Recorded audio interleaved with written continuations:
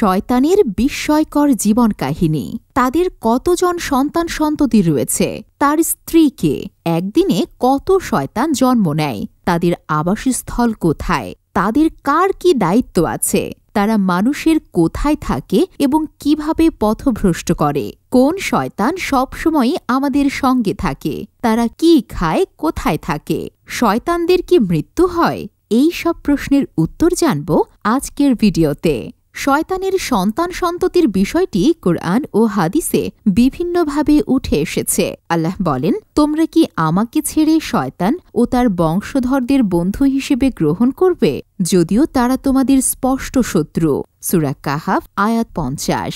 এই আয়াত থেকেই বোঝা যায় শয়তানের সন্তান সন্ততি রয়েছে। শয়তানের স্ত্রী সম্পর্কে হাদিসে এসেছে, আল্লাহ যখন শয়তানের স্ত্রীকে সৃষ্টি করতে চাইলেন, তখন শয়তানের ভেতরে ক্রোধের আগুন জ্বলে ওঠে।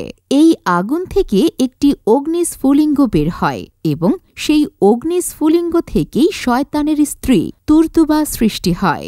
শয়তানের সন্তান জন্ম দেওয়ার দুইটি পদ্ধতি রয়েছে।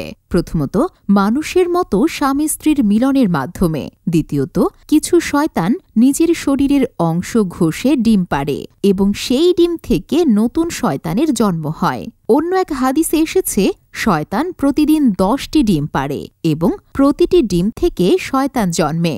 শয়তানের সন্তানদের নির্দিষ্ট দায়িত্ব রয়েছে। তার 5 বিখ্যাত ছেলেদের মধ্যে প্রথম হল জালিতুন, যে বাজার ও মেলায় অশ্লীলতা ও পাপ ছড়ানোর দায়িত্বে।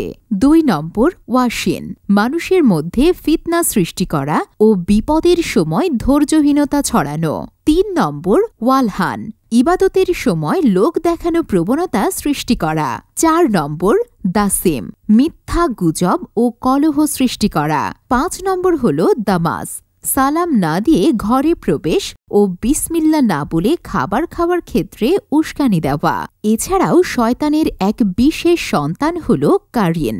সে প্রতিটি মানুষের সঙ্গেই জন্ম থেকে মৃত্যু পর্যন্ত থাকে এবং মানুষকে বিভ্রান্ত করার চেষ্টা করে।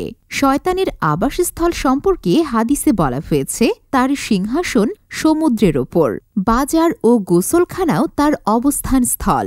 শয়তানের খাবার হল যে খাবারে বিসমিল্লাহ বলা হয়নি। পানীয় হিসেবে নেশাজাতীয় দ্রব্য তার জন্য নির্ধারিত।